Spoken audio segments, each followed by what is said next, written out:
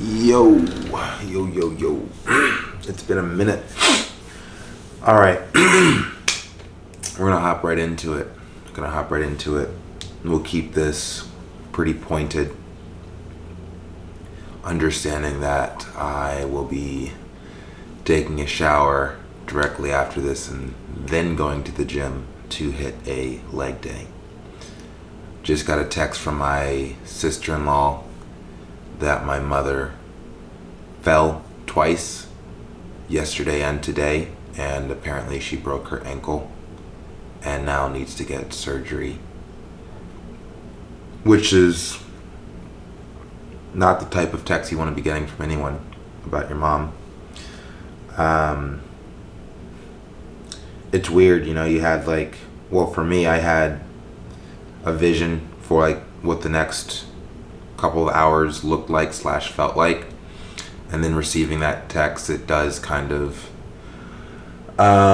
change the mood. It recalls awareness of everyone's mortality, the people that you care about and their mortality. The fact that my mother is old, she's in her 70s, my mom's in her 70s, she's not going to be here forever. And yeah,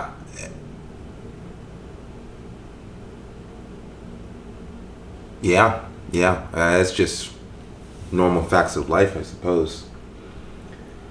But we'll try to, obviously, life goes on, and I think the thing that bothers me the most is that she is over on the East Coast and I'm on the West Coast. And when I get news like this, I just feel so helpless and so unable to assist in any way, financially or with my presence or anything. Not even saying that my presence benefited her whenever I was around her. I'm not much of a caregiver. I've never been a good caregiver, ever. I wonder what that is. I'm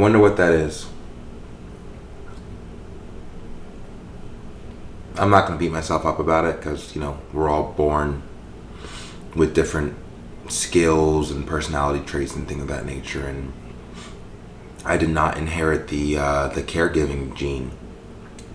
In fact, the only time I was remotely successful as a caregiver, it was with my girlfriend, Christina. She left her ex-girlfriend. They were in an abusive relationship, and she came to me as a damsel in distress. Mind you, it was love at first sight for me, and I had been platonic friends with her for 2 years prior to her spending that first night with me.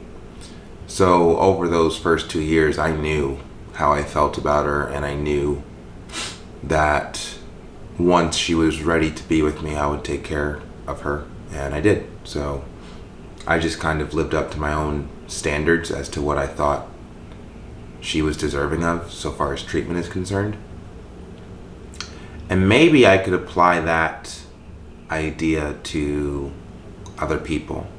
One thing that Christina has said many times to me, well, not many times, but a couple of times, she's always said that she wishes that I could love the rest of humanity the same way that I love her. And if I could accomplish that, it would be a really great thing for the world, to love the world the same way that I love her. I see the potential, I see the growth, and I believe in it. It's a process. Just getting back from an annual business party, 4-day party or 3-day party. Flew out to Austin on Monday, was there from Monday until today, which is Tuesday. And man, 100 employees for this company called Body Spec. And a lot of drinking, a lot of food, a lot of lounging, a lot of socialization. I haven't been around that many people for such amount of time ever. I got to meet so many people and talk to them and listen to their stories, I suppose.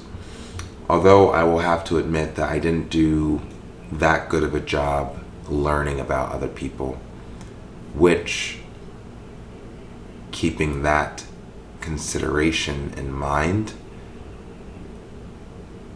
I didn't succeed in loving the rest of the world in the same way that I love Christina, because I always ask Christina questions. Yeah, I think my goal this past week was to stay stimulated, stay engaged, and do whatever I needed to do in order to achieve that. In order to achieve staying engaged and not checking out. And I would say I accomplished that. I led a lot of the conversation that I was a part of. So, and that's always kind of been my issue when it comes to chatting with people, is that when I think about the concept of social interaction over the course of our entire history of this human species, there's like a large percentage here of the same conversation happening over and over and over and over and over again. Whether complaints, it's too hot, it's too cold, I'm hungry, traffic was terrible, I have dogs, I have kids, I have a girlfriend, all very surface level. And then maybe as the connection gets deeper, then we peel back maybe one layer in relation to the same general topics. What I notice is that it's hard to find a person with a true passion. Most oftentimes, you end up talking to a person about the things that happen to them. And then, if you're lucky, they might have a hobby that lights them up. Maybe they're really into TV shows or movies or video games or disco golf. Or should I say disc golf? Frisbee golf. Something. Some kind of thing that like they get excited about. That's sort of your best bet when it comes to interacting and talking with a person.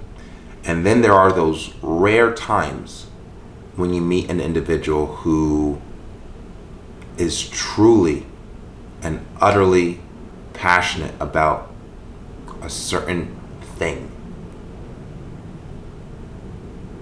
Those are my favorite interactions because they are the most unique. They are the most unique, and they create the best opportunity to have a conversation that you've never had before with a person that you've never spoken to before. Otherwise, you just find yourself having the same conversation over and over and over again with different faces. And none of the faces are that. I mean, I think that's why up until within the past couple of years, I did consider myself to be superficial and shallow. Because I never was excited or enticed about what came out of a person's mouth. So then, if I'm not excited about the content of what a person is talking about, then please let them be good looking. Let them be pretty. Let them smell good. Let them have nice skin. That way, while they're talking, it can at least focus on something that's appealing to the visual or one of my empirical senses, so I can appreciate it even just a little bit.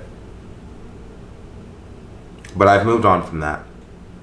I'm in a new phase of life where my intention is to see the value in every single human being.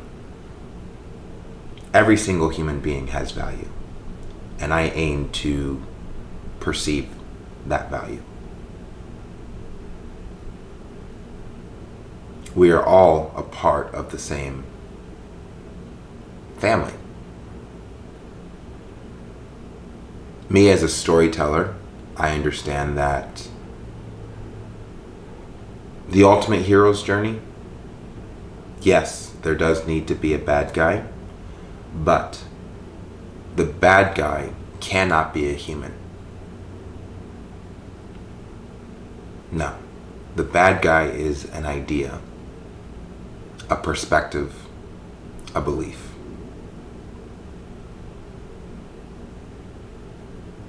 I'm not going to go into details about what that belief is, but that is the main bad guy for this ultimate hero's journey. An idea, a belief, a perspective.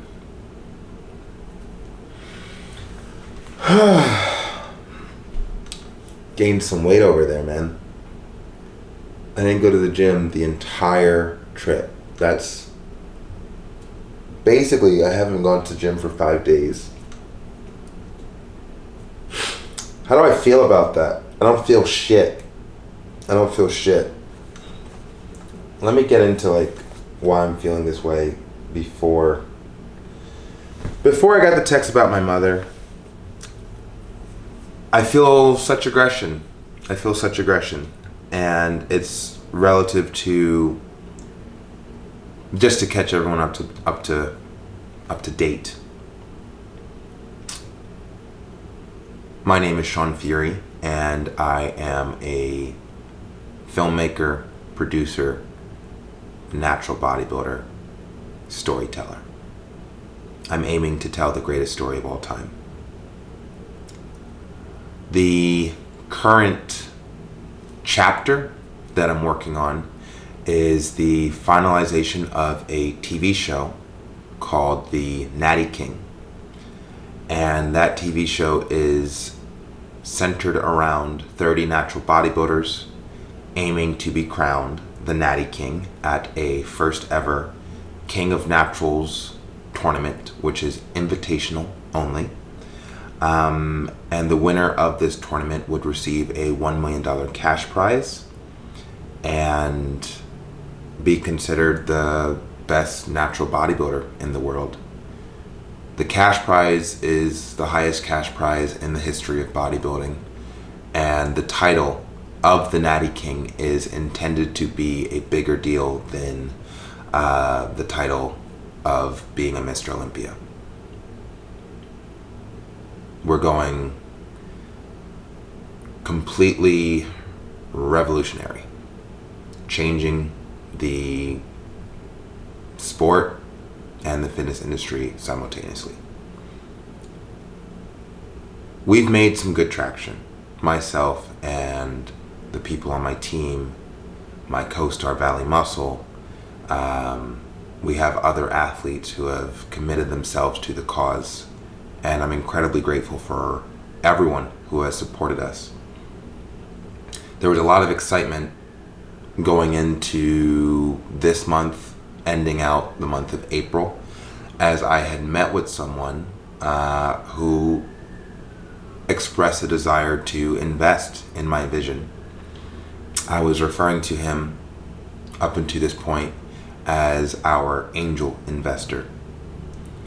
I even went so far as to imply that he may even invest the $1 million cash prize, in which case we could make that announcement on social media and create a feeding frenzy across the entire natural bodybuilding community, allowing people to understand that this $1 million has been secured, and now is the time to submit your name to be considered for this TV show and invitation only tournament.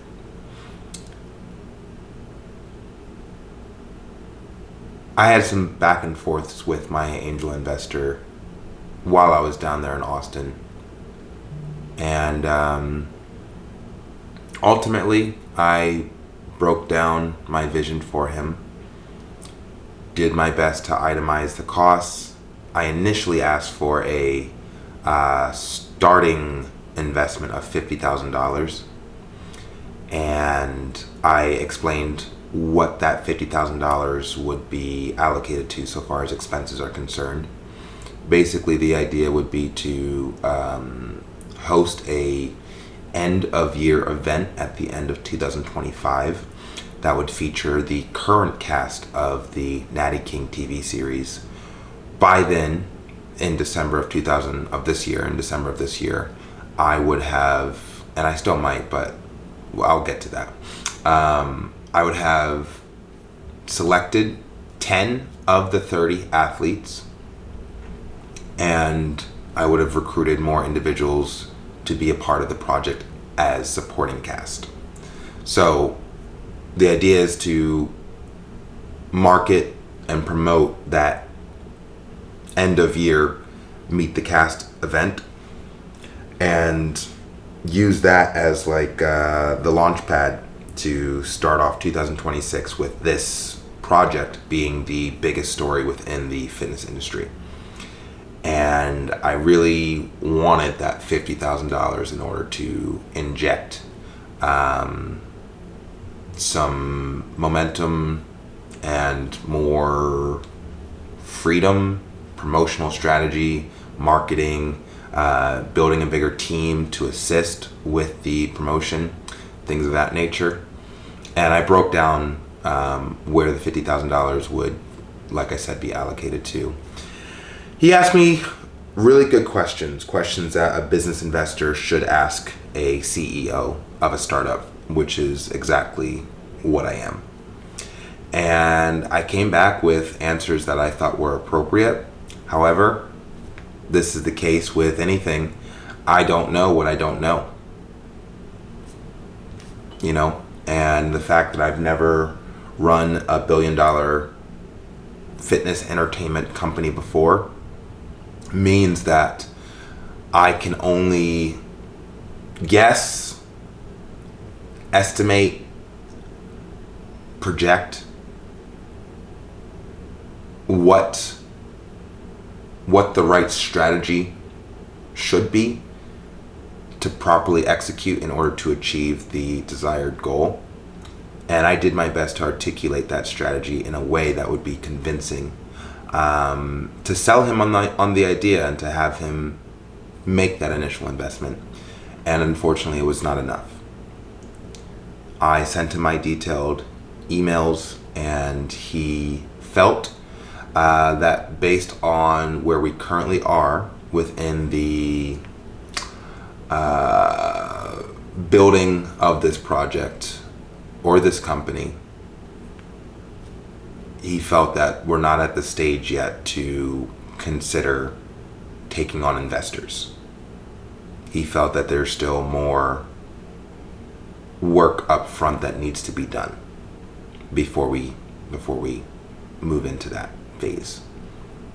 He did put me in touch with some of his contacts within the world of accounting, and he did mention that he wanted to introduce me to a friend who works in reality TV to help me better formulate this product, which is called the Natty King TV series. And I do see him as a resource who is interested in helping. I was disappointed to learn that he was not going to help in the way that I was hoping right now. Not saying that he won't help in that way in the future, but I was really excited about getting started with that investment and putting that money to good use in order to properly drive this story to the spotlight of the fitness industry by the end of this year. And without that investment, I have to re-strategize, unfortunately. So yeah, that's a bit of a downer. It's a bit of a downer. Not the end of the world. And the reason it's not the end of the world is because I truly believe in myself and I believe in this product. And so a $50,000 investment would have been great right now, but I have without a shadow of a doubt in my mind that this will be realized, that this vision will be realized. So, I always want to move as quickly as possible. I want to see the finished product now. I do. And I think that comes from, I feel like I've been waiting so goddamn long to play on the world stage. I really do. I feel like I've been waiting almost my entire life to play on the world stage. And what I mean by that is I mean to play in the arena of elite status within the areas of expertise that I identify with, such as acting, producing, performing, bodybuilding.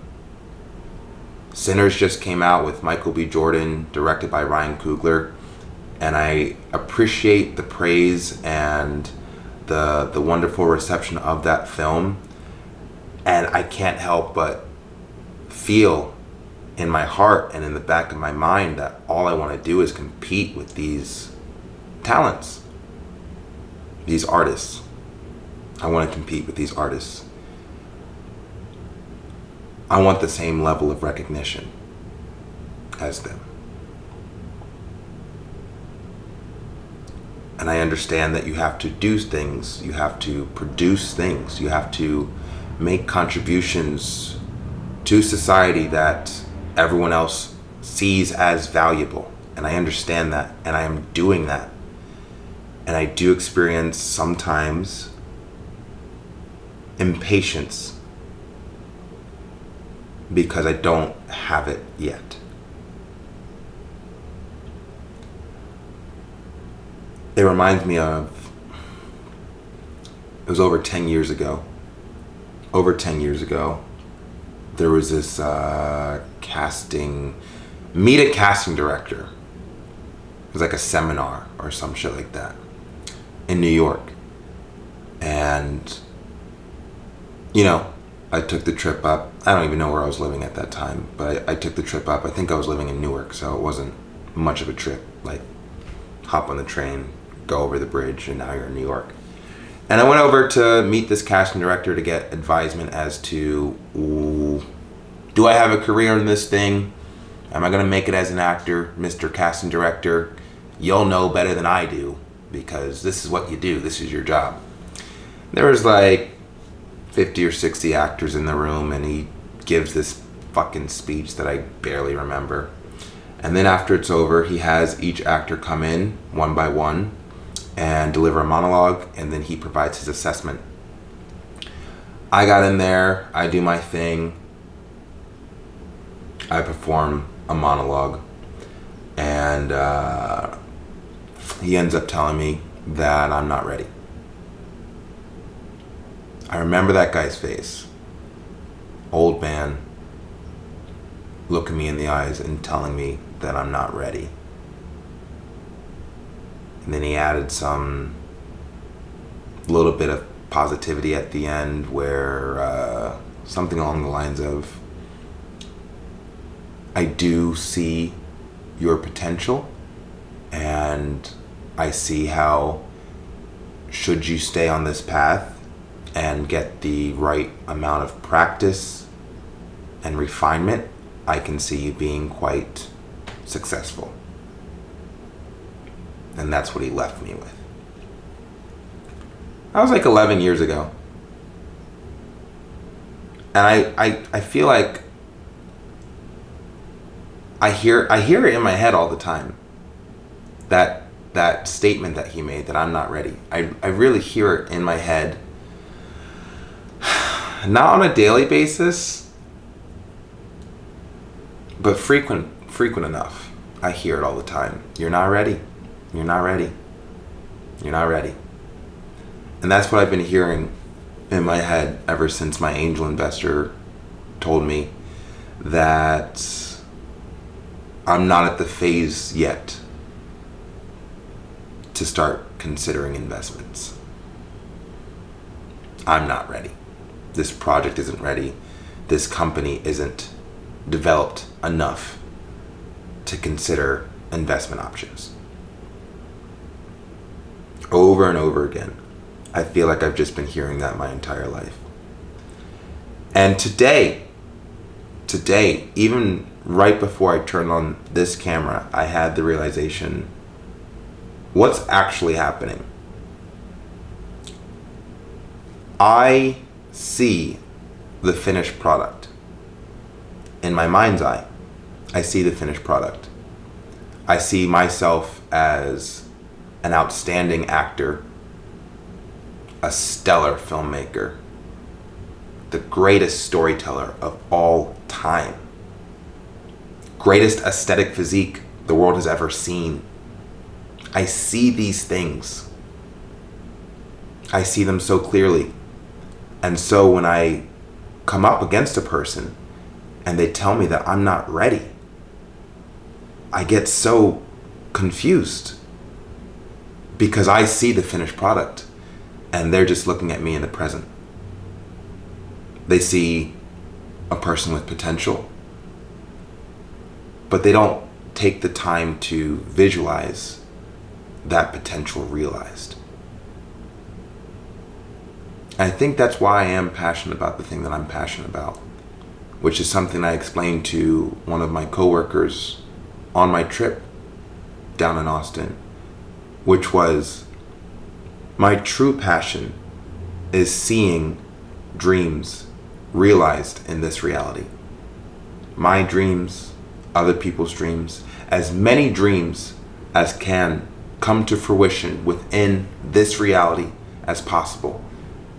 That's my true passion. I almost consider myself a genie in a way. And that's why I am so motivated to become as wealthy and successful and known as I possibly can, so that people can recognize me as an individual who makes dreams come true. Starting with myself, making all of my dreams come true, and then helping as many other people make theirs as well. That's my dream. Because other people just don't get it. I haven't looked into the eyes of another person and then perceive my true potential and get excited about helping me realize it. And it is frustrating. It is. But dims the brakes. I look at a situation like the one I'm in now and I say, yeah, this builds good character. It builds good character. You gotta learn to rely on yourself. More work to do. Rome wasn't built in a day. Etc., etc., etc. None of this is bad news. I just understand why I am doing things the way that I'm doing them.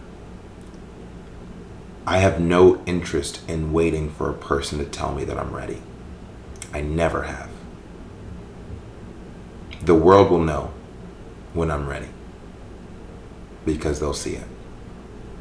And until then, it's just that delusional level of confidence that the world has to perceive.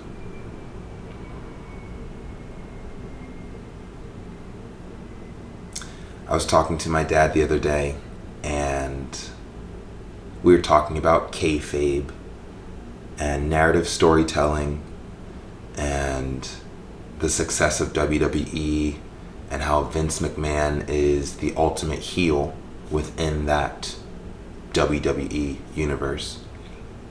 And I made the comment that within my universe, I aim to be the king of the world. And he responded, now, normally, any person who says that their final goal is to become the king of the world, would you consider that person a face or a heel? And I had to think about it for a second. And I said, yeah, he would be a heel. he would be a heel. And my dad responded, you should know the character that you're playing. Even if you don't agree with it, you should know if you are a heel, play the heel. So yeah, I'm a heel for now because I really do want to take over the world. And after it's over and I can actually make the world a better place, after installing myself at the top of the food chain, that's when I get to be a face. That's when I get to show everyone that I actually really did have good intentions for this planet and the people in it. And so I flipped the that famous Dark Knight quote. Now it is, for me and my storyline, die and be a villain, or live long enough to see yourself become the hero. And that's the arc that we have to play out, however long it takes. I will be the villain. I'll be the bad guy. I will be as aggressive and ruthless as I need to be in order to get this done, because I swear on the other side of it, heaven on earth.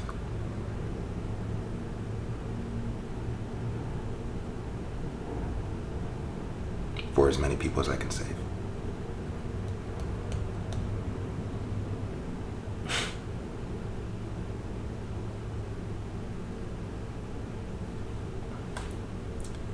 Can't say I'm not having fun.